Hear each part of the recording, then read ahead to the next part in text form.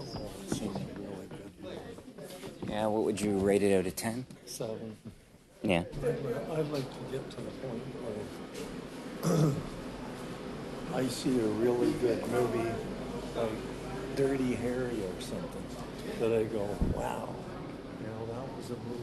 The thing that I find funny is that they're kind of trading on nostalgia of movies that weren't even necessarily that great, like aside from, X-Men and X-Men 2 and stuff.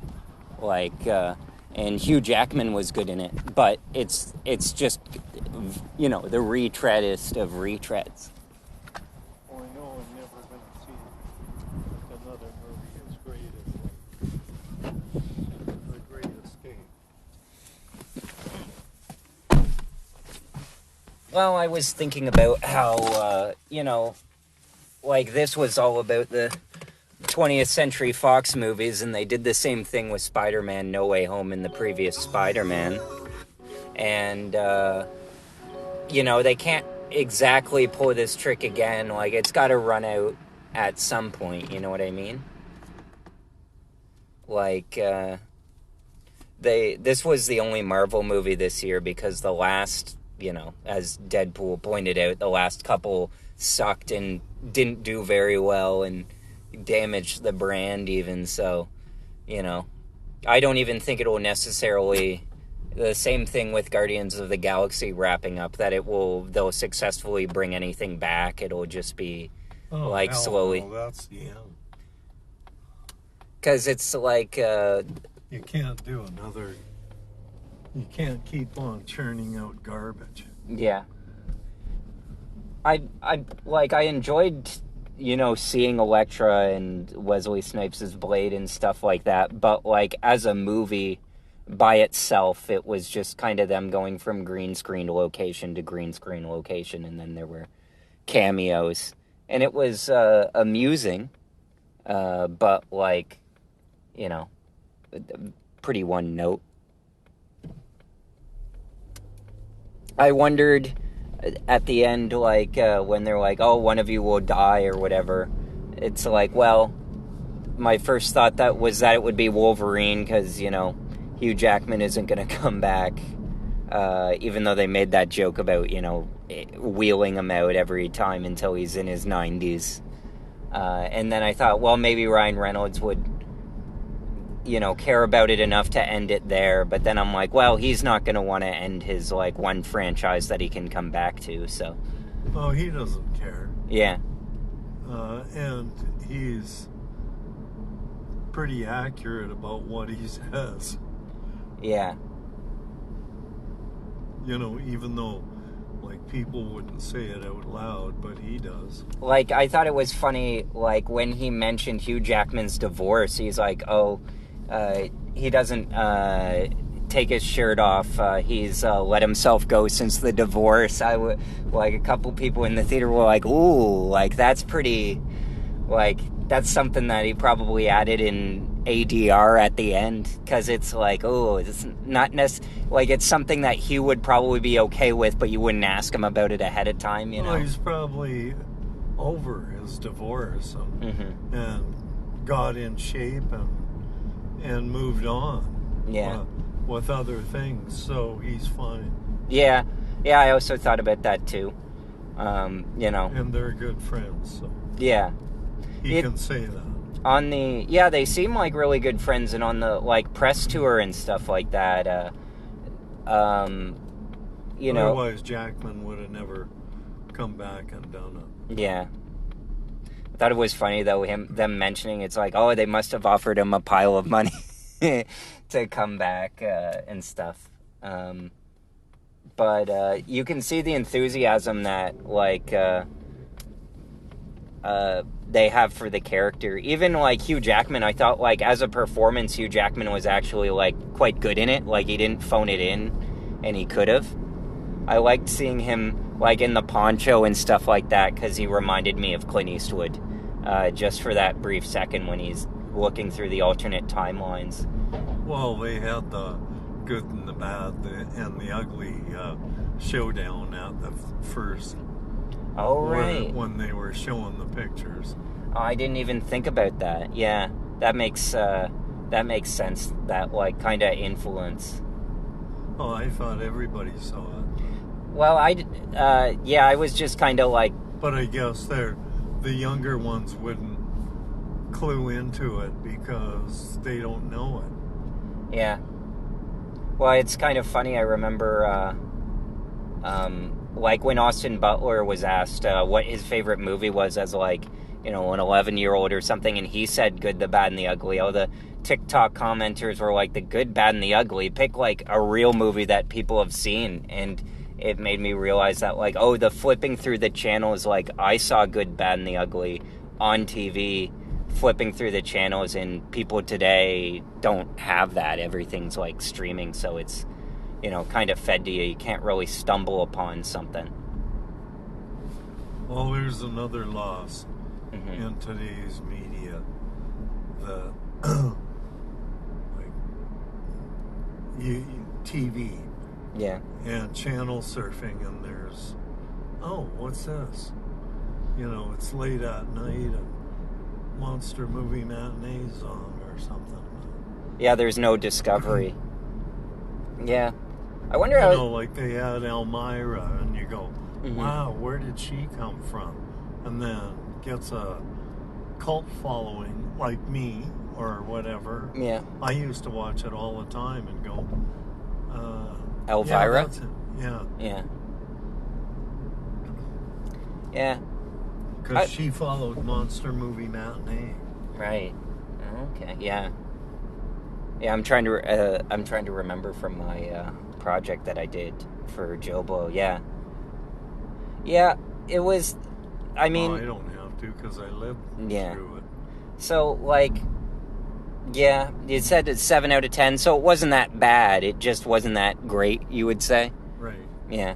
I mean, a lot of Marvel movies, I guess, are kind of like that, where it's just kind of like they have the humor and the affection for the characters, but like action and story aren't really ever their strong suit. It's just like, we saw the preview for the next Captain America with Anthony Mackie as Captain America, and they have Harrison Ford replacing William Hurt, and I'm kind of like, well, I can wait for that on Disney Plus. William Hurt's dead, isn't he?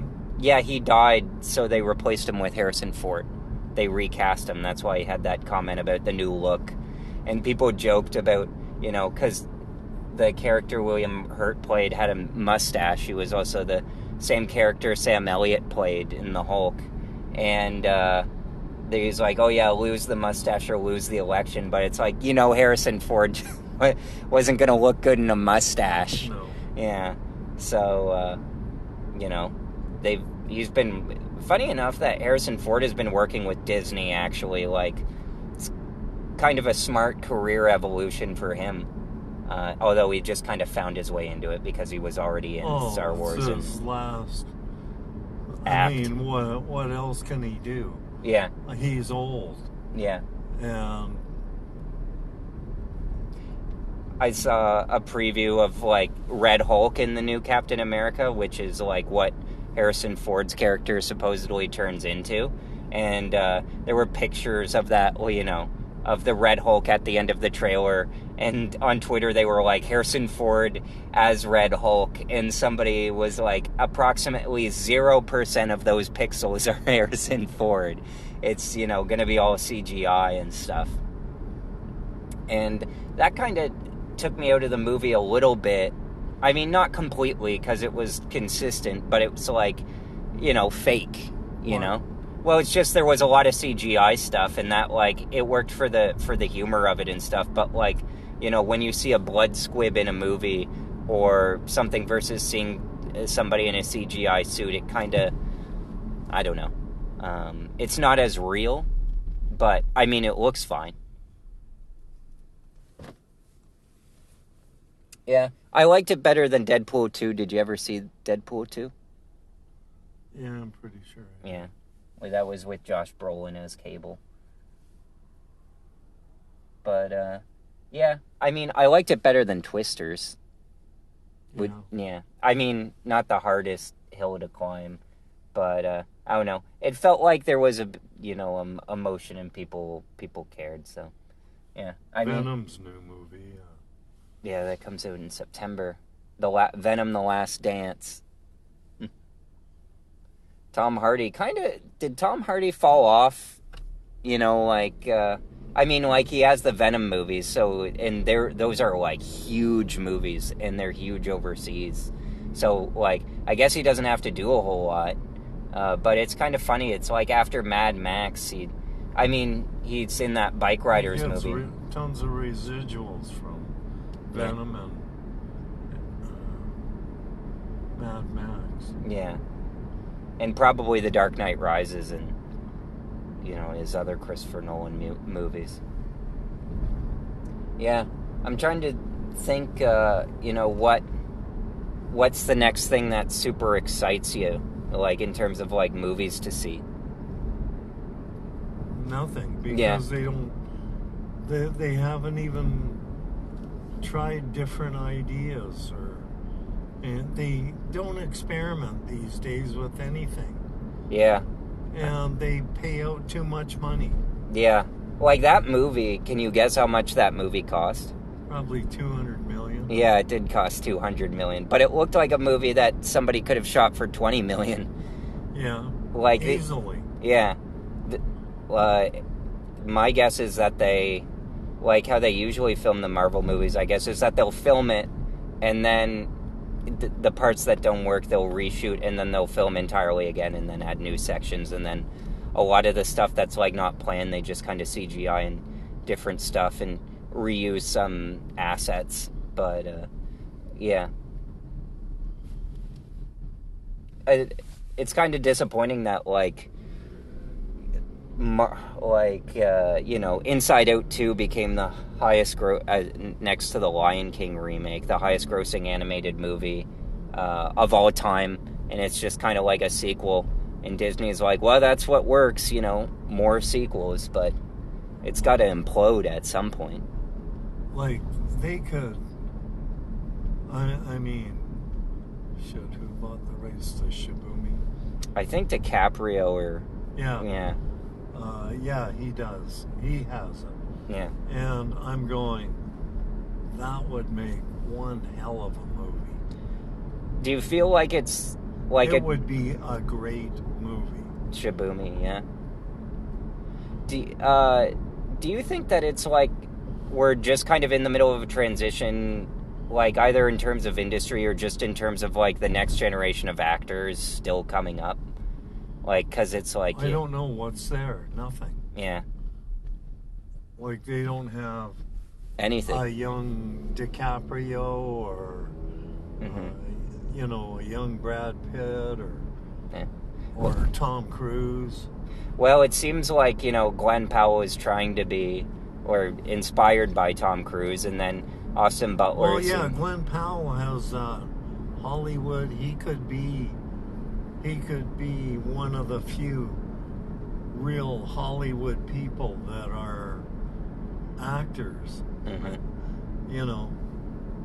Depends what he does outside of the movies too. He's got to be, I don't know, in order to live up to a legend, he's got to be like racing. Yeah, he needs like a side hobby or like an identity, like a character identity, like a persona, a star persona. Yeah. Yeah, gee, maybe if he was a mountain climber or something like that, or... Yeah, something to give him an edge. Yeah. And going, wow.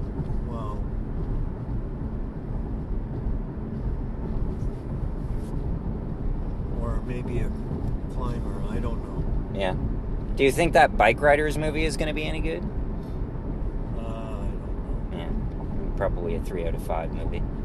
Same with like... Probably a 2 out of 5 movie, I would guess. Same with A Quiet Place Day 1. No, there's so many... There must be a lot of great books that are still out there that have not been turned into a movie, that are classics. Yeah. Well, Ryan Reynolds... I wouldn't call it a classic, but Ryan Reynolds' wife has a movie coming out in 2 weeks that's based on I guess, a pretty popular book called It Ends With Us. But that's just like a romantic drama or whatever. But I see what you mean about like adapting books and stuff. It feels like, I don't know, I hope that it's kind of like the end of an era in terms of like comic book movies mostly. Like, yeah, they might do another Batman in a few years, or they'll, you know, try and reboot the Marvel stuff again. But like, I don't know. Like with Joker 2 even, I saw the new trailer for it and I'm just kind of like, it looks similar to the first one actually, not as exciting as the first. But yeah, something will come along, like a new thing for people to latch on to. Like a Forrest Gump. What a movie. Yeah. You know, and you go, holy shit. Despite the fact that Tom Hanks is in the lead. But that's the thing, is that there's not going to be another Tom Hanks. But that was based on a book. Yeah. Yeah. Well, I think it's just a great movie. I think it's probably because Disney is like the number one studio, so they're not famously like not very good at making new stuff. They've always just kind of recycled all of their ideas. They haven't come up with like a new idea for a movie. Or who was legendary? Or what about the civilizations that they said were only several hundred years old that are tens of thousands of years old? I find with... You know, they could redo a modern Cleopatra and Anthony. Well, they've been trying to do that, actually, for like a few decades. The last time they tried it was... But they need the actors. And look at, Gladiator. Oh, yeah, Gladiator. With Denzel. Denzel raises everything to a higher place. So to you, I mean, does Gladiator feel like a rehash, or does it feel like a new version of... A new version. Yeah, of something different. Yeah. Definitely a new version. Yeah. It doesn't like really feel much like the first one, so yeah. Well, no, you can't have the first one and rehash the first one. I guess, you know, what is it? Because we've seen a few times where, like, with Batman Begins, and it's like, yeah, we've seen Batman before, but not like this. You know, like... Or you go, well, how did that really start? How did he really get into it? And how was he shaped by that to become that man or whatever? Yeah, in order to making something new from something old by asking, like, a deeper question. There's lots of stories that can be told about explorers and people that mapped regions, and that's you know what it probably is that like a lot of that stuff is basically TV now, like has been turned into, you know, 8-episode miniseries. And, you know, apparently, I guess Hollywood's in a bit of like, they're spending less on those TV series now. So maybe they'll go back into making them as movies and stuff, because I do not like watching an 8-hour version of a thing that could have been, you know, 2 hours. Although I hear, you know, Presumed Innocent is like actually decent. They might renew it for another just season. watch Harrison Ford's. Yeah. I think I had it on Laserdisc. Oh, I'll have to look it up or something, because I've been wanting to see it for a while. I'd prefer to see that over like watching the TV show. I find it funny that the character's name is Rusty Savage. It's kind of funny. It's like out of a pulp B novel. novel or one of those old Western novels. Do you think it's like with movies? It seems. But look at Quigley Down Under, or stuff like that. I mean, you had Alan Rickman as a bad guy, and he was a really good bad guy in a lot of stuff. Yeah, Robin Hood, Die Hard. Quigley Down Under. Yeah. Rest in peace, Alan Rickman. And look at Tombstone when they remade, like Wyatt. Wyatt Earp, Doc Holliday, that whole thing. Yeah, but I mean Kevin Costner. I mean, he's trying. He just could not compete with the cast and people that were in Tombstone. Well, Kevin Costner thinks of himself one way than he's received. One way, different way than how he's actually received.